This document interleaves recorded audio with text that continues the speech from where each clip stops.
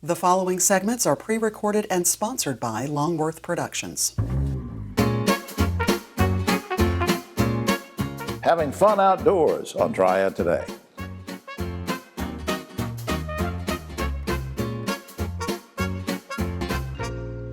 Hello everyone, I'm Jim Longworth and welcome to another edition of Triad Today, coming to you once again from the beautiful Cedar Botanical Garden in Connersville. We'll tell you more about them later on, and later on is when the roundtable shows up and we'll get into all sorts of controversial topics with them, but some great guests throughout the program. Hope you'll stay with us. Where we want to start though is talking about the great outdoors, and two great guys to talk about the great outdoors. Returning for a visit, and we're so glad he's here, Matthew Doles is Executive Director of Piedmont Triad Regional Council, and he brought along a member of his team, Jesse Day, who's a planning director. Good to see you guys. Thanks for having us, Tim. Matthew, before we get started on this great outdoors thing that I'm talking about and the website we're going to show, just a quick thing, remind people what the mission of PTRC is, what's it all about. So, Jim, simply put, the mission of PTRC is to improve our communities in the region and the lives of their residents through creative regional solutions. We work in some big subject areas like aging programs, housing, community development, criminal justice, planning, and economic development and workforce. Very serious issues, all of them are very necessary, coordinating with all the counties and municipalities. But on this particular segment, we get to do something a little bit fun, because you have this new website at nctriadoutdoors.com. Kind of a cool website. What's that all about? So what we know is that when you're looking for talent, that everyone, but especially young people and families, see outdoor recreation as a key part of their quality of life. And so we've got great resources in this region.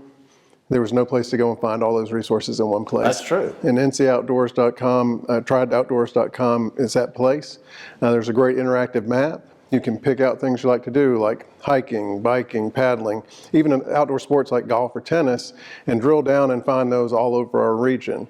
And another really neat function is they've got a My Trip planner on there, so you can piece together those and make a day trip or a weekend or as long as you'd like to stay for your experience. Great for newcomers, as you said. We want to attract people to these jobs that are being created by the industries, but also for those of us that have been here for a while, it's a great tool. Jesse, let me turn to you. Yeah. Before I come back to the website, just in general, help folks understand the impact that outdoor recreation has on our economy, on the region. Give me an idea on that. Yeah, a couple data nuggets on outdoor recreation impact, and really looks at all sorts of outdoor recreation. Is an $11 billion industry in North Carolina. Wow. in recent years.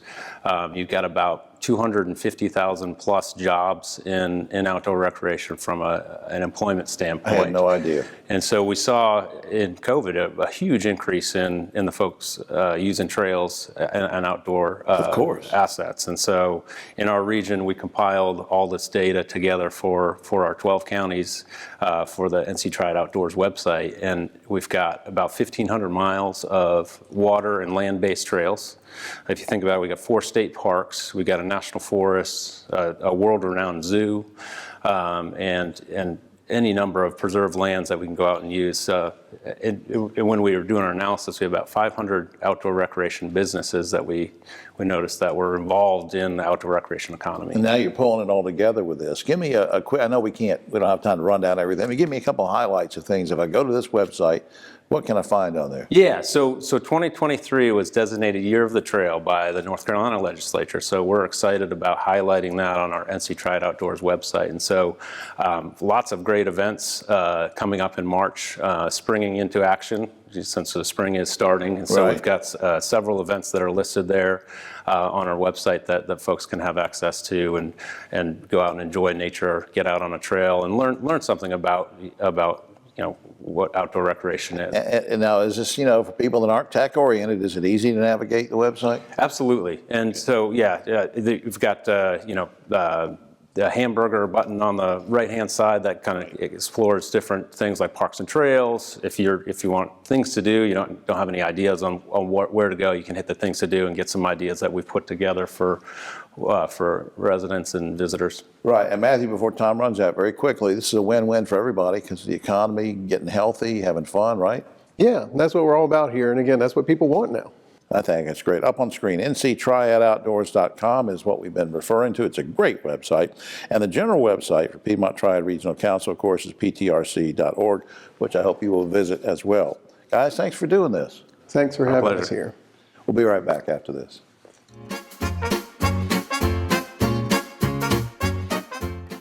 Need help buying food? Everyone needs help sometimes. Food Nutrition Services may be able to help you buy food and free up your money for other expenses, such as utilities and medicine. To receive F&S assistance, households must meet income limits.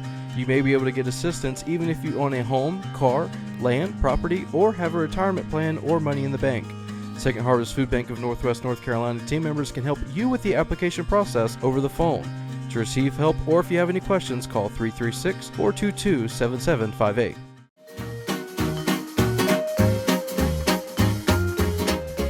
Back now on Triad Today, we welcome back a guest who's been with us before. So glad to always see her, and she does such important work. We're with, of course, Lily Beckel. She's Pediatric Injury Prevention Coordinator at Brenner Children's Hospital. Good to see you again. Nice seeing you again, Jim. Thank you for inviting me. Before we get started on the main topic of summer preventing injuries and that kind of thing, tell everybody what your prevention program at Brenner is all about.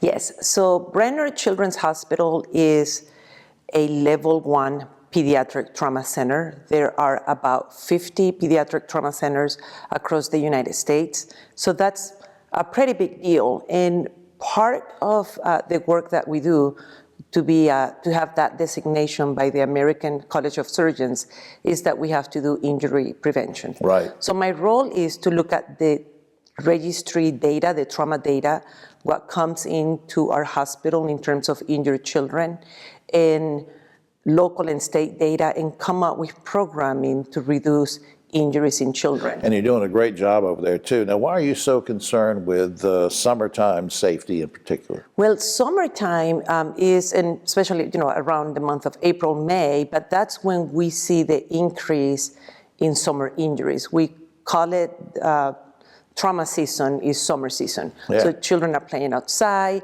families are traveling, they are engaging in different activities, and that's when we tend to see the most injuries. Since you mentioned some of those, let me go line by line, and I'm going to throw a word out to you, and you sort of react to it. One of them, you talked to me on the phone one day, was about passenger safety and car seats. What do you mean?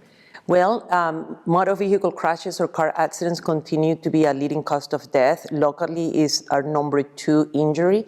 And if you're going to go down the road or you're going to go on a long trip, you need to make sure that the car seat that you have is appropriate for your child's weight, height, and age, and that it is properly restrained and it is properly installed. And how do you know that? Well, we know through research that 3 out of 4 car seats are not installed correctly. That's just tragic. Which is tragic, and car seats are like peeling onions. So I encourage parents to either attend one of our monthly car seat check events or one of the events the Kernersville Fire Department does, or visit a car seat permanent check-in station. Now, you and I also talked off camera about something I wouldn't have thought of to ask you, which is lawnmower safety. Yes. Yes, so around this time of year, this is when we start getting our lawnmowers out and we're working in the yard, and children shouldn't really be around lawnmowers when they are being operated.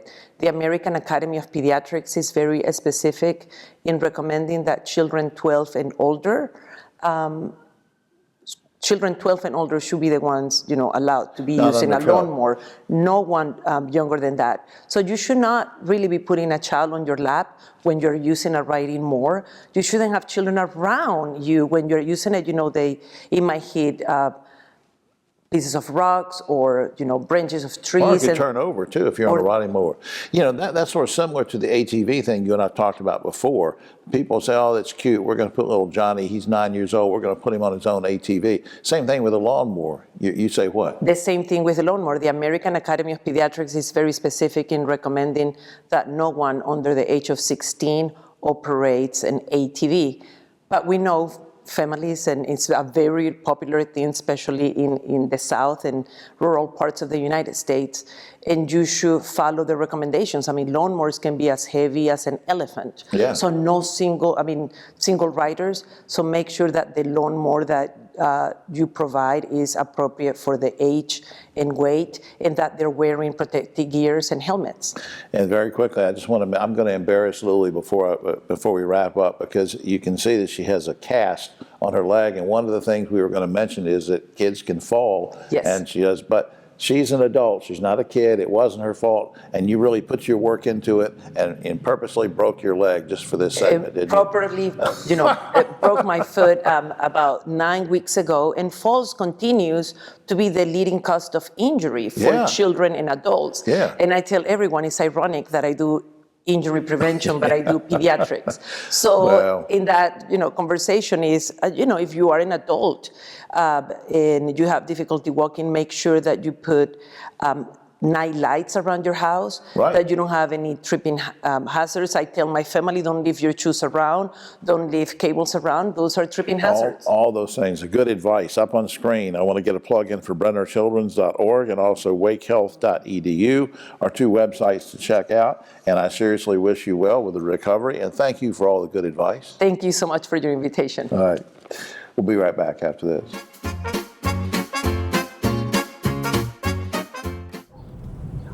It's hard to believe the Safe Sober program has been going strong for over 30 years. And over 600,000 students have made the pledge to stay safe and sober on prom night. Griff, it's had a huge impact on our community. Yeah, you're right, David. And now we're making sure the message continues year-round. So everyone can join us in supporting our students. Learn more and take the pledge at safesober.com, sponsored by Daggett Schuler.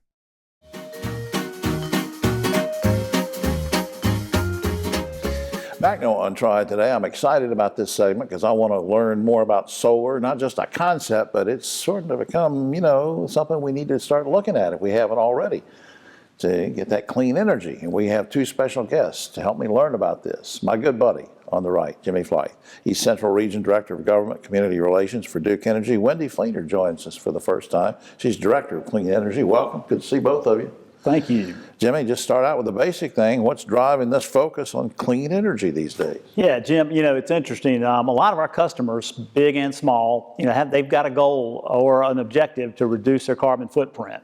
And as part of our House Bill 951 and the carbon plan, I know you and Hank talked about that last month, we've got some programs to help customers meet that. Not everybody has the ability to install solar, on their house. And so I thought it'd be great to have Wendy come join us and kind of tell us a little bit about what her team's doing. Right. Now, Wendy, what are some of the clean energy programs that were recently filed, and how do they sort of differ from what was currently in operation?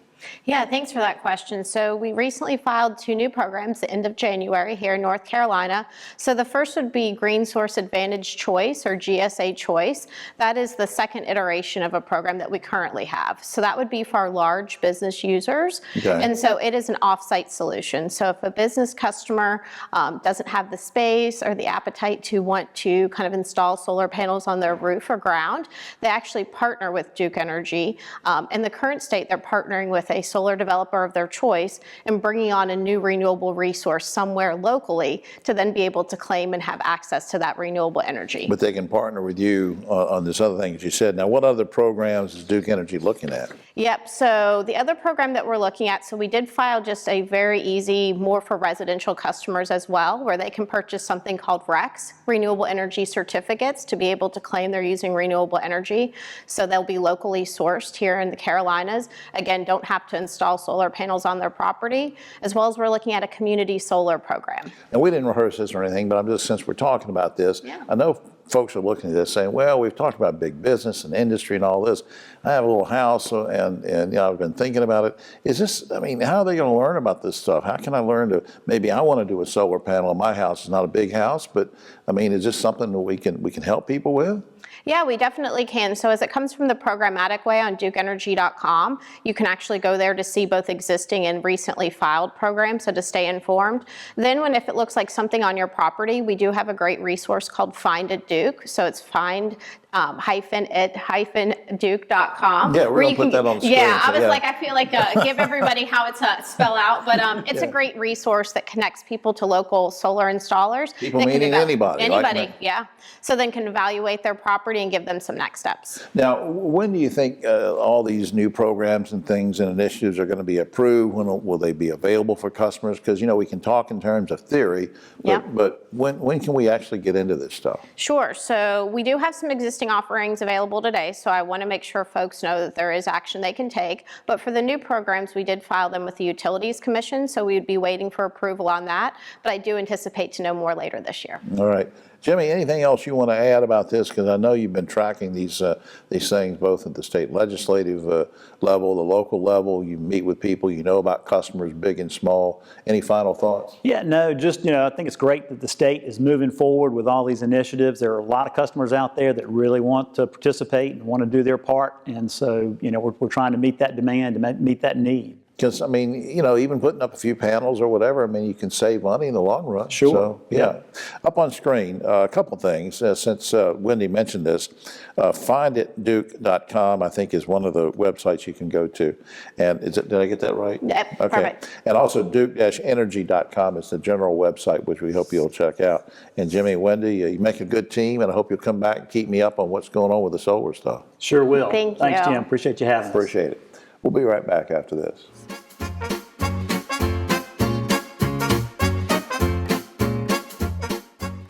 Are you looking to jumpstart your future in the fast-paced, rapidly growing food industry? In Second Harvest Food Bank's Providence Culinary Training Program, you'll learn the craft and art of cooking, plus business and management skills, science and nutrition, and essential life skills. Providence Culinary Training has helped hundreds of individuals just like you launch successful culinary careers. There's no reason to wait to turn your passion for food into an exciting career. Check out the upcoming class schedule on our website at providencews.org.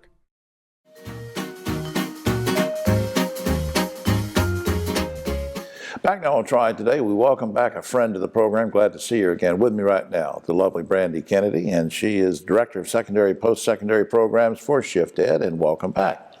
Thank you for having me again. Let's remind folks, it's been a while since you and I've talked, remind everybody what Shift Ed is all about. Of course, yeah. So Shift Ed is a local nonprofit. We serve Guilford County, and we provide support services for students, but more importantly, we boldly accelerate student potential. So we help students as they navigate their paths to college, career, whatever that may be. Well, speaking of that, this is a time where a lot of college or high school seniors are sitting there saying, what am I going to do? What am I going to do after I graduate and all this?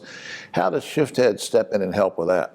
Yeah, absolutely. It can be a scary time. So as seniors are beginning to get their decision letters and awaiting decision letters, we help them, again, just provide them with the different opportunities that they have, whether that is attending a 2-year college, 4-year college, looking into the credential and workforce here. So we just help them navigate those different choices that they're making and provide And of course, support. even past that point where you help them, you could help some young guy, young girl, and then they sort of make a decision and they get letters from colleges, and all of a sudden their parents, they figure out, wait a minute, we can't afford this.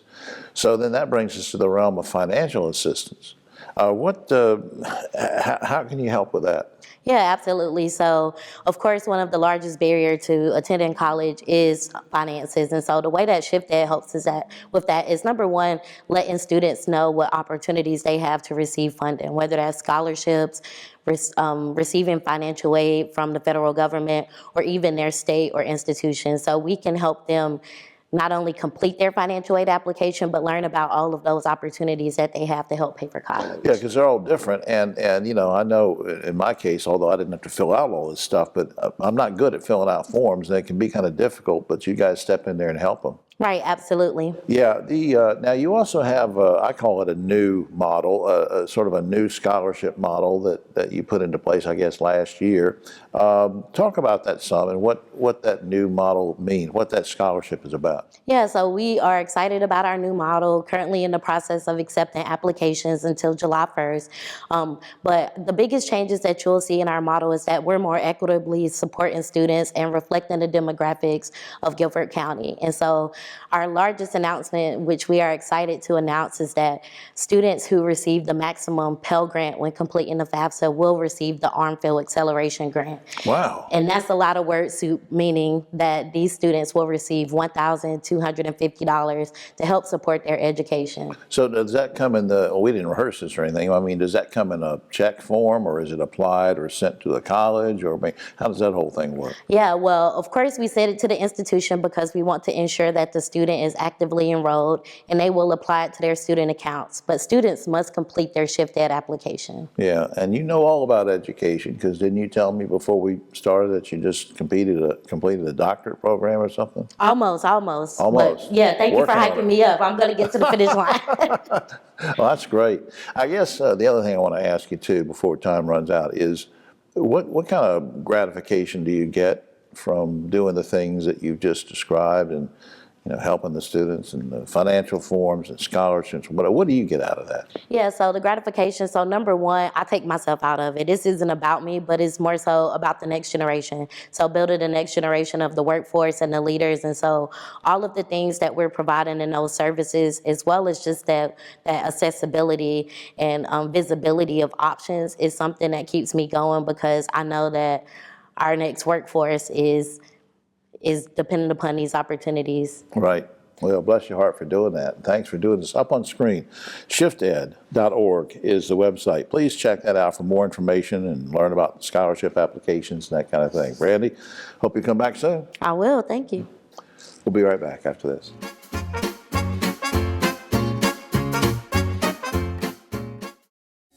Hi, I'm Jim Longworth, reminding you that Triad Today is now streaming on WFMY Plus, available free on Roku and Amazon Fire TV.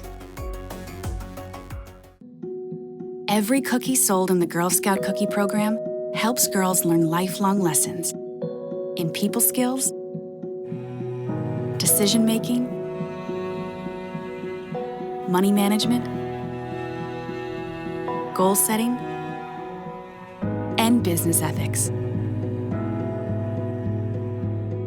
It's amazing how much you can learn from a cookie. The Girl Scout Cookie Program. Think outside the box.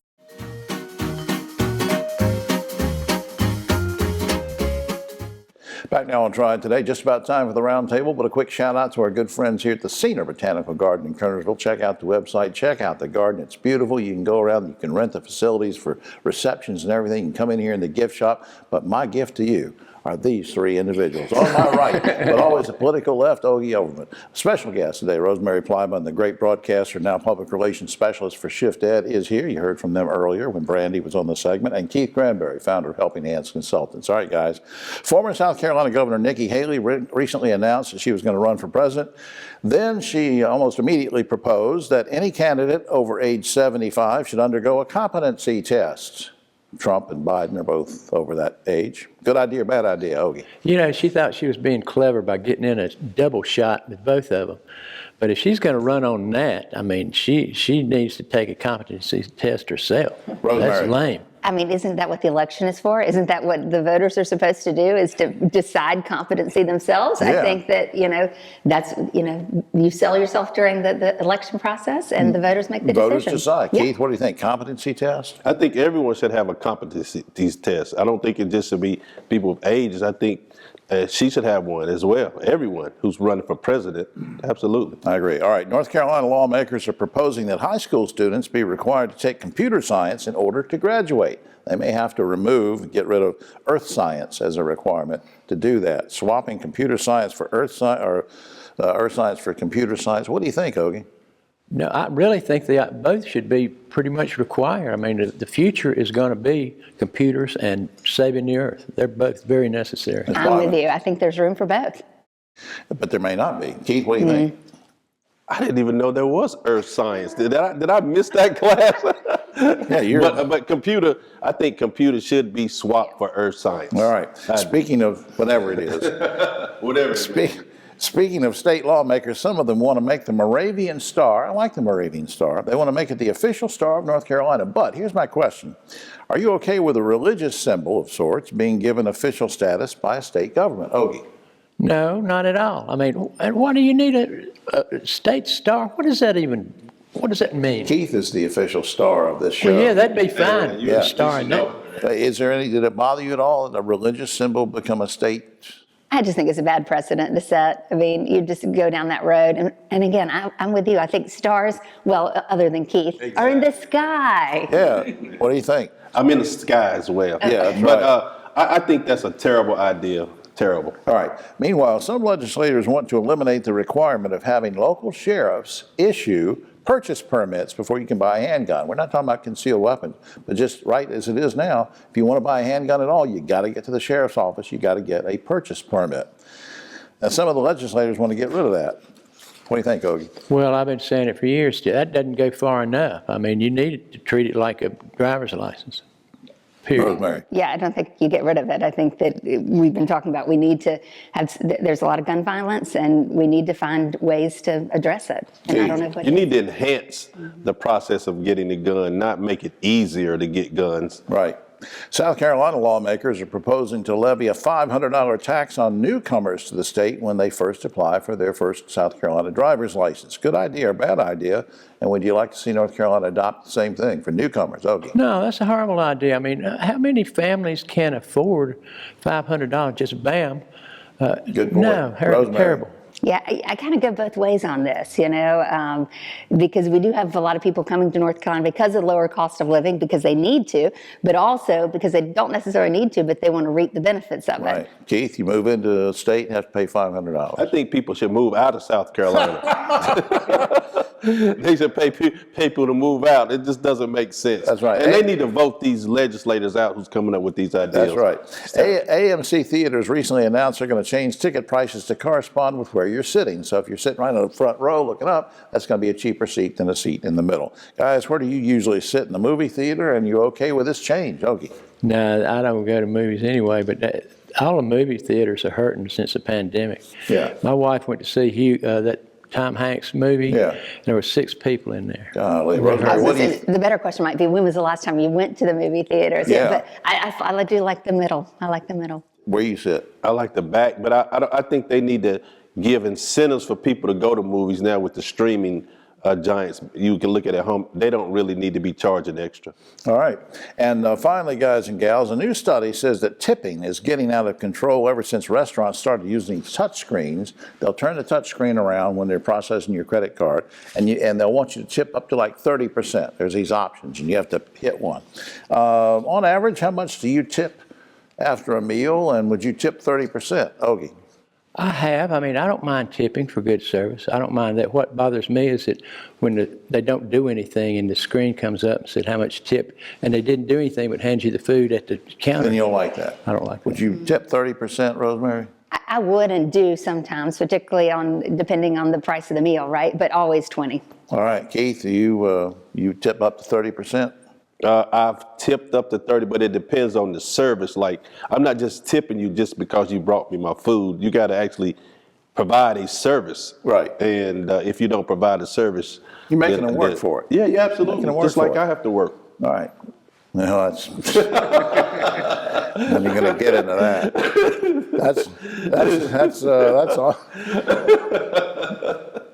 That's all. That's all the time we have. Supposedly. Yeah. Allegedly. Yeah, that's all the time we have, except for this. A Charlotte newlywed couple had a harrowing experience. They just this minute had gotten married. They went into the hotel lobby to go into the elevator to go to their reception, and they were alone in the elevator, and they got stuck in there for hours and hours and hours. A firefighter finally had to get them out of there. Firefighter, the door's open. He says, well, tell me what it was like. And the groom said, we made out okay. I don't know. What did he mean? What does that mean? Well, I'll tell you after the show, Jim. Leave that right there. For all of us, including our own Moravian star, right back here, I'm Jim Longworth. We'll see you next week.